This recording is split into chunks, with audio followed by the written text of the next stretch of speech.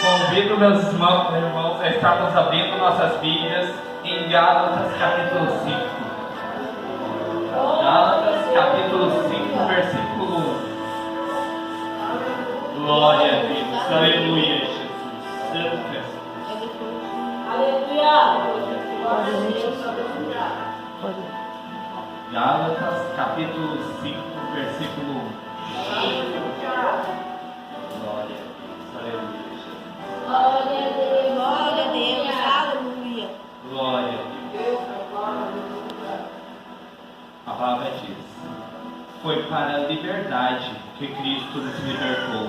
Portanto, permaneçam firmes e não se deixem submeter novamente a um jugo de escravidão. Vamos ressuscitar, irmãos.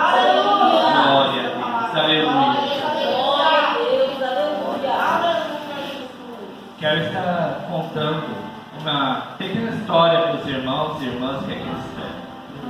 Uma história sobre um homem, um único homem.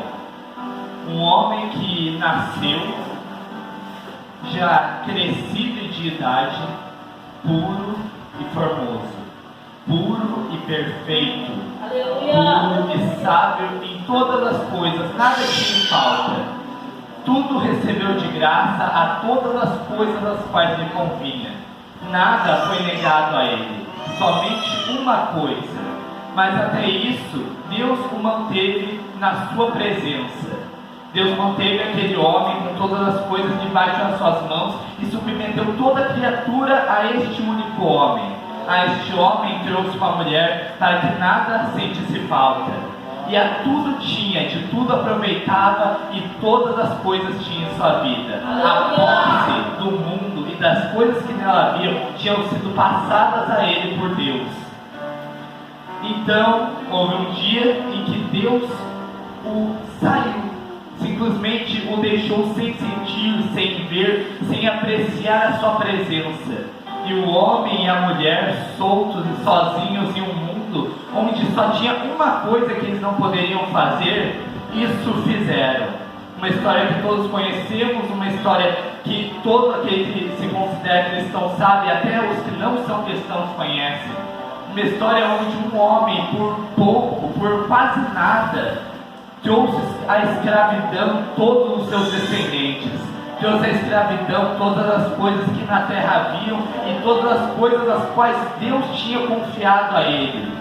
Trouxe a escravidão homens e mulheres que nada tinham culpa, senão carregavam a culpa do único homem, um homem que Deus tinha feito puro e perfeito, um homem que Deus tinha feito a sua imagem. E esse homem morreu como promessa de Deus a ele. Quando Deus disse que se comesse da fruta ele morreria. E assim aconteceu. Viveu 930 anos. E nessa vida fez muitos filhos. E esses filhos fizeram mais filhos. E assim a sua descendência cresceu. Uma descendência debaixo de um jugo de escravidão. Um jugo de escravidão que seguiu de homem para mulher, de velho para jovem. Todos debaixo de um único jugo do qual não havia culpa neles, mas que a culpa de um único homem que deveria ter sido perfeito passou para todos eles. Aleluia! Então, nasceu outro homem, um homem semelhante ao primeiro, um homem que em tudo era perfeito, que em tudo era sábio e conhecido, um homem que não tinha nada de errado com ele. O pecado do primeiro homem não existia nele, mas ele veio puro para o mundo e viveu puramente nesse mundo. Havia uma coisa, apesar de o primeiro e o segundo homem serem semelhantes, eles não eram iguais. Enquanto o primeiro homem foi formado da terra e do barro, o segundo homem foi feito da glória dos céus, o nosso único verdadeiro Senhor. O segundo homem viveu 33 anos nessa terra. 33 anos sendo testado e provado por todas as coisas. Nada ele tinha debaixo das suas mãos, nada ele possuía para si, nada e nem ninguém. Mas, diferente do primeiro homem que cedeu todas as coisas as quais possuía o mundo inteiro por uma simples simples e única fruta por conhecimento ao qual não deveria ter, o segundo homem se deu a si mesmo para tudo comprar, para nos comprar e para comprar toda essa terra, para comprar nossos descendentes e aqueles que vieram antes. O segundo homem, quando dizemos que ele nos comprou com sangue, com dor e sofrimento, nós estamos querendo dizer no sentido literal da palavra, pois fomos vendidos ao pecado, fomos vendidos a Satanás por conhecimento ao qual não deveríamos ter, conhecimento do bem e do mal que nos fez semelhante a Deus, semelhança essa qual não suportamos, semelhança do mal que em nós habita hoje na nossa carne, um conhecimento que nos suja naquilo que deveria ser puro, naquilo que Deus fez puro, e nós infiltramos o mal nele. Quando dizemos nessa palavra que eu acabei de ler em Gálatas 5, para não nos fazermos mais escravos de coisa alguma, significa que agora somos livres, livres do pecado que em nós habita, do pecado com o qual nascemos e dos pecados a qual ainda vamos cometer. Mas quando Paulo fala isso, ele está nos avisando sobre uma coisa muito simples, a qual a igreja da época estava se esquecendo, que aquele que é livre ainda pode ser feito escravo se não cuidar da sua liberdade. Os homens e mulheres em Gálatas que seguiam a palavra de Deus, viviam segundo a palavra de Deus, e a palavra, a verdade os fez livre, mas seguindo o conhecimento mundano deles, a natureza mundana a qual habita em nossa carne, eles foram se fazendo escravos cada vez piores, cometendo imoralidades as quais não havia nem entre os pagãos, e neles eles estavam se fazendo escravos novamente daquilo que foram libertos. Nosso Senhor, que nos comprou com sangue, com lágrimas, com dor e sofrimento, nos assiste a cada dia mais, nos concedendo misericórdia por cada pecado que nós cometemos em nossa própria ignorância. Sabedoria dos céus nos foi derramada e recebemos a palavra em nossas mãos, a palavra em nosso coração, para assim sermos livres constantemente, livres do pecado e escravos do Deus Altíssimo. Pois quando a palavra nos diz que nós somos libertos, não somos libertos para fazer as nossas vontades, mas libertos para escolher a quem servir. Pois o homem não anda mais sobre a terra como um homem livre, como foi em Gênesis capítulo 1, mas anda como uma propriedade, pois ele se fez assim, se fez propriedade do pecado, e agora Cristo teve que nos libertar para reconhecermos a verdade que o pecado ele não habita no mundo afora, mas habita dentro de cada um de nós, habita nos nossos braços, na nossa língua, na nossa mente, nas nossas mãos, em cada parte do nosso corpo, nos movendo para aquilo que é errado. Nosso Senhor nos comprou com sangue, e nós lavamos nossas vestes nesse sangue, não simplesmente tentando nos purificar de nós mesmos, mas mostrando para Cristo que não somos mais, pela sua graça, escravos do pecado, mas escravos do nosso único e verdadeiro Senhor. Aquele que nos formou do barro, aquele que nos formou da sujeira e da imundície, nos tornou não mais a imundície, mas nos tornou agora a semelhança de seu Filho. A palavra diz para que não venhamos a viver mais nós mesmos, mas que Cristo venha viver aqui em cada um de nós. E Cristo viver em cada um de nós se refere a mostrarmos e revivermos a morte de Cristo em nossos corpos todos os dias, pois aquele que está morto, o pecado não tem mais domínio sobre ele, o pecado não tem mais domínio sobre aquele que não vive mais.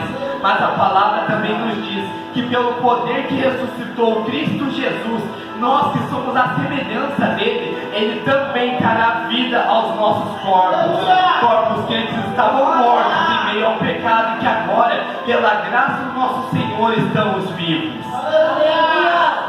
Quando vagávamos pelo mundo, por essas terras inundadas da imundície, não vivíamos mais sobre a graça do Deus que nos criou, mas vivíamos segundo a nossa própria vontade essa que nos leva à destruição e perdição.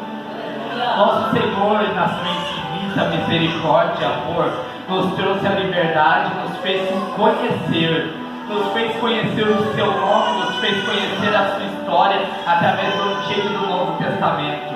Todas as coisas que aconteceram vieram ao nosso conhecimento, para que assim viéssemos a entender que todas as coisas foram meticulosamente feitas pelo nosso Senhor, para que estejássemos aqui no dia de hoje e viéssemos a reconhecer que Ele é Deus sobre cada um de nós, que a verdade dele reina, que nós estamos aqui somente e puramente para adorá-lo.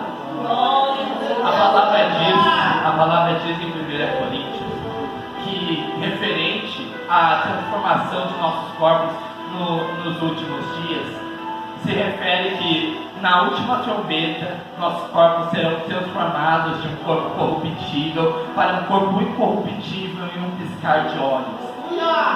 Quando nos diz isso, Paulo nos afirma que não vem dele, mas que foi revelado por Cristo Jesus essa palavra. Entendemos que, apesar de todas as coisas, apesar de nos consagrarmos a Deus, de jejuarmos, de conhecermos a palavra e de nos enchermos do seu Santo Espírito, como Paulo diz em Romanos, o pecado que habita em cada um de nós combate contra a vontade do Espírito, assim não fazendo mais nós o que nós queremos, mas fazendo assim o que não queremos.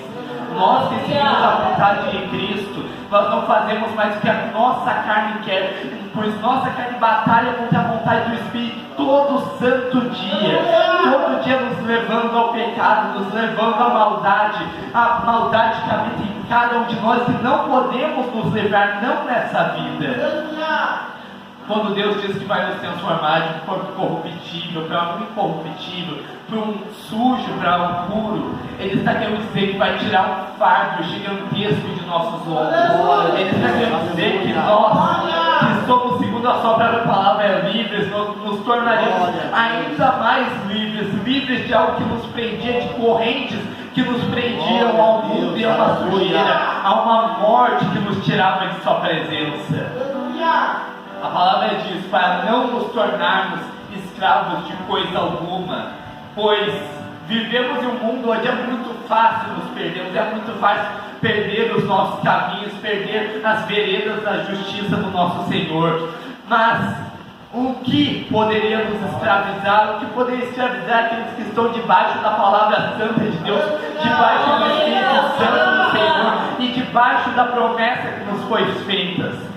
Apenas nós mesmos podemos nos tornar escravos daquilo que Deus repudia, querendo dizer o nosso próprio orgulho, a nossa própria arrogância, os nossos próprios desejos e prazeres mundanos, as pessoas que vivem à nossa volta, ao sistema que nós mesmos criamos nesse mundo e as tolices que nós pensamos. Glória a Deus. Ser escravo é uma coisa que muitos dos nossos irmãos e irmãs fazem, se esquecendo que eram para ser livres, eram para viver sem preocupação alguma, sem viverem ansiosos, como disse Jesus, pois somos libertos de todas as coisas e o Pai Santo que cuida de cada um de nós nos provém todas as coisas das quais necessitamos. Ainda assim nos tornamos escravos do dinheiro, pensando e nos preocupando com o dia de amanhã, sem nos lembrarmos que se faltar alguma coisa, glória seja dada ao Santíssimo Deus, e se não faltar, melhor ainda. Se nós nos perguntarmos e pararmos por um momento para pensar em um momento ruim, onde está a misericórdia de Deus, olhe para si mesmo, pois o simples fato de nós termos fôlego de vida já implica que a misericórdia de Deus chegou a cada um de nós, já implica que a graça dele abunda dentro de nós, pois a palavra diz que onde abundou o pecado, superabundou a graça de nosso Senhor. Nós não vivemos mais pelo pecado, não vivemos mais segundo a lei que tornava o pecado pior ainda, mas vivemos debaixo da fé e da graça de nosso Senhor Jesus Cristo. Paulo nos afirma que mesmo nós vivemos debaixo da graça e da fé e não mais da lei, ainda assim não podemos pecar.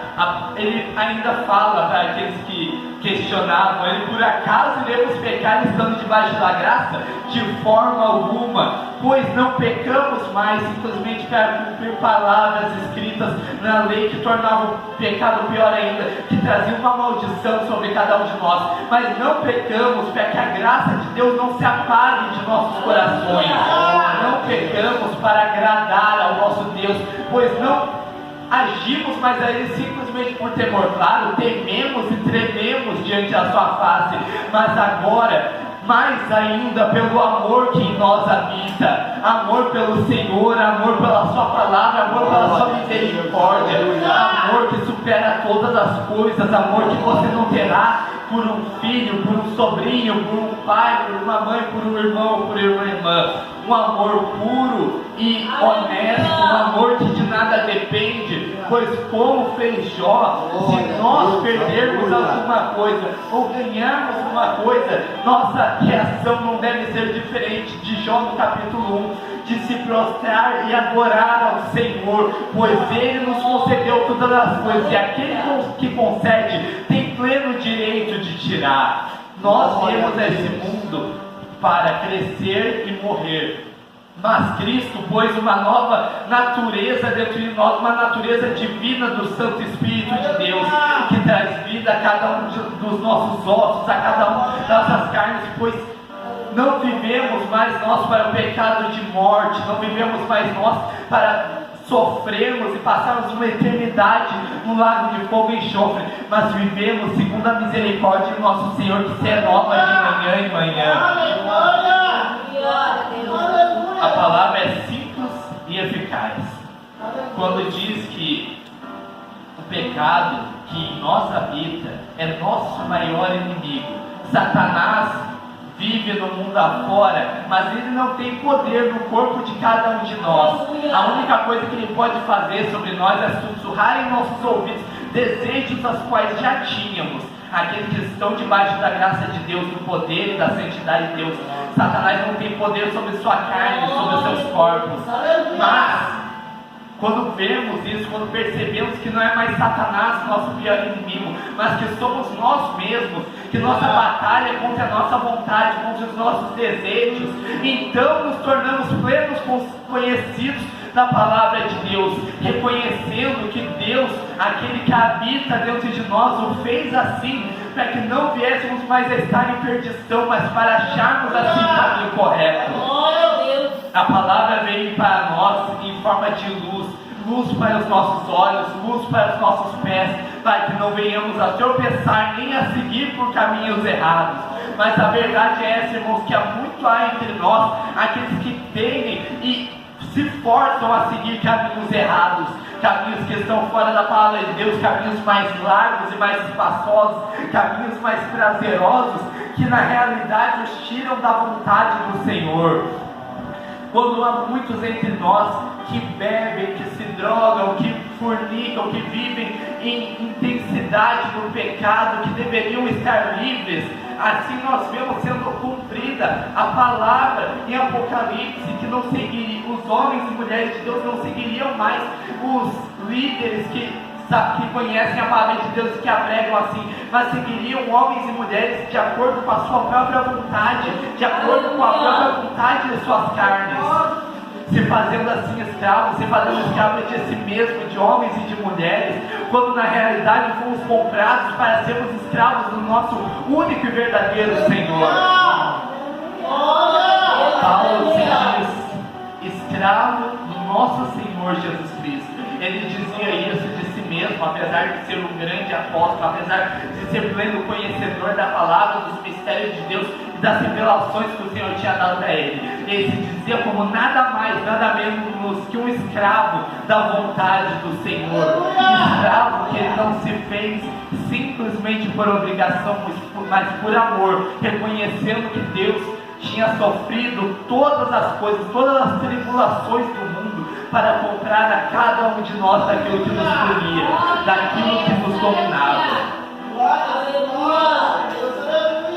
A misericórdia de Deus é infinita e cresce e está conosco conosco a cada manhã, a cada dia que passa, e nos tornamos cada dia mais ignorantes sobre esse fato, vivendo os nossos prazeres no momento de felicidade em que Deus nos concede. Paramos de buscar, paramos de refletir na palavra, paramos de entender que o mesmo Deus que nos concedeu é o mesmo Deus que pode tirar de nossas mãos. Uma coisa que Jó nos faz entender é que se nós amamos aquele que nos concedeu mais do que aquilo que nos foi concedido, não temos problema nenhum em devolver aquilo que recebemos, pois o nosso amor não está naquilo que temos, mas naquele que nos deu essas coisas. A nosso amor, a nossa fé e a nossa gratidão não está na simples liberdade que temos, no simples conhecimento que temos, mas sim naquele que nos concedeu essas coisas.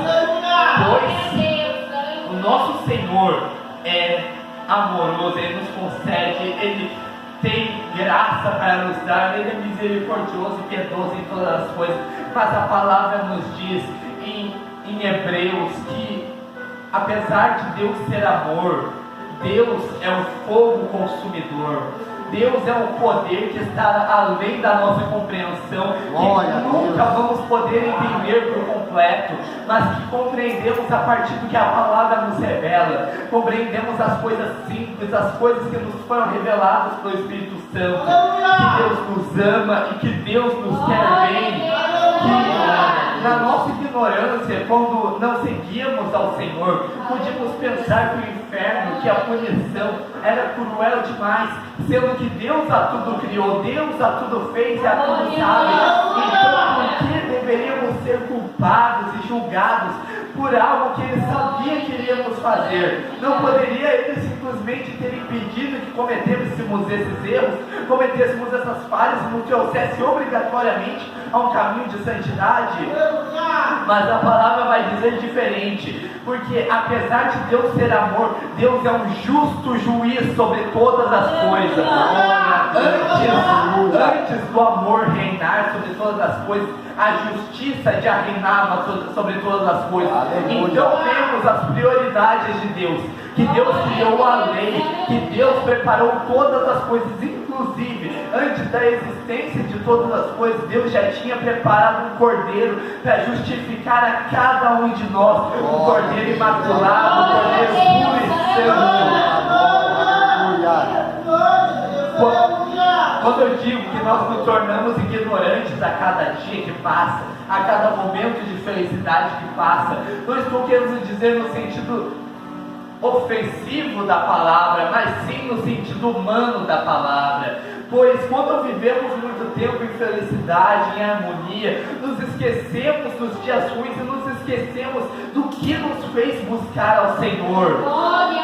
Então, o Senhor nos concede a coisas como tribulações, como provas, como sofrimento e angústias.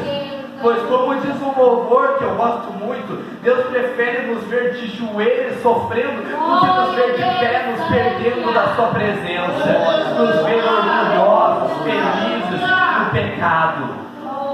Se nós sofremos, nós como cristãos, seguindo a plena palavra de Deus e na confiança de Deus, se sofremos, é para melhor proveito de cada um de nós. O nosso sofrimento não vai ser para a perdição, mas para que venhamos a encontrar o caminho correto para seguirmos. Se nós recebemos provações, significa que é algo para ser provado no final de todas as coisas, é algo para ser recebido. Quando Deus nos prova, é para nos ensinar, para nos mostrar que o caminho que nós estamos é o errado, que devemos seguir pelo caminho correto e santo do Senhor. Uma coisa que não podemos parar é de ler e conhecer a palavra. Sempre daremos importância à oração acima de tudo, mas a palavra ela não pode ser deixada de lado. A palavra é o firme fundamento de todas as coisas da nossa vida. Se nós vivemos sem a palavra, vivemos sem conhecimento, e se vivemos sem conhecimento, vivemos em perdição. Não podemos nós, que fomos libertos e salvos através de tanto sofrimento, tantas tribulações por causa de nossas transgressões, vivemos ainda assim em perdição. Por isso nosso Senhor traz a cada um de nós as nossas nossos corações quando vemos irmãos e irmãs perdidos, tristeza e angústia, pois é nosso dever, como ministros de Cristo nessa terra, trazer a verdade e a palavra a cada um que habita nessa terra. Nós somos ministros do poder, da santidade, da palavra de nosso Senhor, e não podemos mais viver na ignorância. E se vivemos na ignorância, temos um pecado gigante sobre cada um de nós. Não falo isso simplesmente para trazer sobre vocês uma palavra solta, uma palavra vazia, mas trazer uma palavra que vocês levem diariamente para não vivermos mais na ignorância que vivíamos antes. Não somos mais ateus, não somos mais perdidos, não somos mais ignorantes, mas assim conhecemos a palavra de Deus, que nos trouxe a verdade, que nos trouxe a liberdade. A palavra de Deus, ela vem nos apoiando e nos mantendo em pé a cada dia que passa, nos trazendo conhecimento e santidade. Aquele que não conhece as coisas de Deus é porque não leu a palavra, simples assim. Pois aquele que buscar encontrará, aquele que bater se haverá, é simples assim.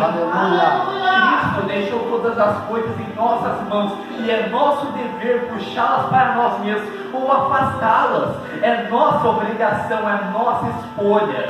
Quando Cristo concedeu todas as coisas a nós, quando a palavra diz, Paulo nos afirma que todas as coisas somos possuidores. Ele não está dizendo isso brandamente, mas está dizendo que todas as riquezas desse mundo foram postas em nossas mãos, e nós, pelo pleno conhecimento da palavra, temos direito de escolher aquilo que é certo e aquilo que é errado. Pois tudo me é permitido, mas nem tudo me convém. Tudo me é permitido, mas não deixarei que nada me consuma. A sabedoria de Deus é gigantesca, é infindável, não podemos conhecer completamente, mas a palavra nos diz em Provérbios que o princípio de toda sabedoria é o temor ao nosso Senhor. Não podemos nós sermos conhecedores da palavra e entendemos coisa alguma se não tememos, amamos e trememos diante da presença de nosso Senhor, se não nos derramamos em lágrimas quando Ele se faz presente, quando Ele fala conosco e quando Ele abraça cada um de nossos sofrimentos. Mas se nós tememos e adoramos ao nosso Senhor, Ele nos revela cada uma das suas sabedorias, cada um dos seus mistérios que foi oculto daqueles que se diziam sábios. Quando nos fazemos conhecedores da palavra de Deus, da sabedoria do Senhor, vivemos numa vida que não é mais nossa, não é mais nossa propriedade, não é mais nosso dever, mas simplesmente é propriedade do nosso Senhor, e não viveremos mais para cada um de nós. A partir do momento, obrigado, a partir do momento que comecei a seguir a Cristo, assim como cada um de vocês, deixamos muitas coisas para trás. Mas eu sei que se eu perguntar a cada um de vocês, se vocês se arrependem de ter deixado alguma coisa para trás, eu sei que a resposta vai ser um nítido não, pois recebemos muito mais do que damos. Dar a Deus o louvor e a adoração é simples. Mas quando nos desprendemos de algo que era parte de nós, é como estar tirando uma estaca de nosso peito, é como estar tirando um prego de nossas mãos, pois aquilo que nos prendia, aquilo que nos feria, não nos fere mais, pois Cristo nunca tirará algo de nós que faz bem para o nosso espiritual, mas sempre aquilo que nos tirará de sua presença. Deus sempre tirará de nós aquilo que minimamente, pode estar tirando 1 minuto da sua comunhão com Ele. Deus tirará isso de você, pois aquele que leu a palavra entende que nada nesse mundo ou no próximo tem mais valor do que a presença de nosso Senhor em nossos corações.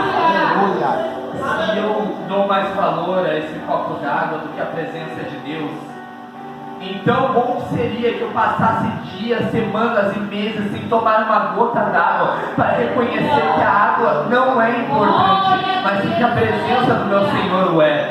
Eu sei que se eu ir para o mundo agora sem a minha Bíblia é muito diferente do que eu ir para o mundo sem água. Se eu ir sem a palavra, eu nunca mais vou poder estudar, eu nunca mais vou poder entender o que Deus quer para mim, o que Deus quer para cada um dos meus familiares, cada um dos meus irmãos. Não é o que mantém o corpo em pé, não é pão, não é água, não é alimento, não é prazer, não há nada que os olhos veem ou convém ouvir, mas é simplesmente a palavra e o amor de nosso Senhor. Se eu me considero hoje alguém justo, santo e salvo, isso é mentira. Eu me considero entre os que estão aqui o mais pecador, o mais sujo, o mais imundo, mas que pela graça de nosso Senhor eu posso estar aqui nessa noite, reforçando assim uma palavra que eu quero dizer, já quase entregando a mensagem, reforçando a palavra que Paulo fala, que não é por obra alguma que nós somos salvos, mas pela fé em nosso Senhor. Não é por eu me santificar ou por eu me purificar que eu serei salvo, mas pela misericórdia que Ele teve de mim. Se Ele não tivesse misericórdia, eu não seria salvo. E eu em nada poderia culpá-lo, pois quem se fez pecador fui eu, quem se fez imundo fui eu, através dos meus pecados, dos meus erros, das minhas falhas. Se eu sou digno de receber punição eterna, então que assim seja. Mas Deus, na sua infinita misericórdia, em todos os livros da Bíblia, nós veremos que a sua graça transborda sobre cada um de nós, que seu amor não se fez falta em livro ou momento algum dessa terra, desde o início até o fim que ainda há de vir sobre todas as coisas. A graça de Deus esteve se mostrando. Nós não somos mais ignorantes sobre essas coisas. A palavra já chegou aos nossos corações e já nos foi ensinada essas coisas. Mas há muitos irmãos que se desviam, há muitos que se perdem, ainda assim conhecendo essas verdades, há muitos que se perdem no pleno conhecimento de Deus. E quando reforçamos a cada pregação, a cada louvor, a cada adoração, esse conhecimento que nós temos, não estamos pondo diante de Deus, mas pondo diante de nós mesmos, para que não venhamos a nos esquecer que nosso Deus é misericordioso, mas que Ele também é justo, para assim agir conforme as nossas ações. Nós nos pomos diante de Deus, tentando nos santificar e nos purificar cada dia que passa, porque amamos a Deus, adoramos a Ele. Não é em vão que fazemos todas as coisas. Estamos aqui, pois conhecemos que Ele está entre cada um de nós, está em cada um de nós, no nosso interior a cada dia que passa.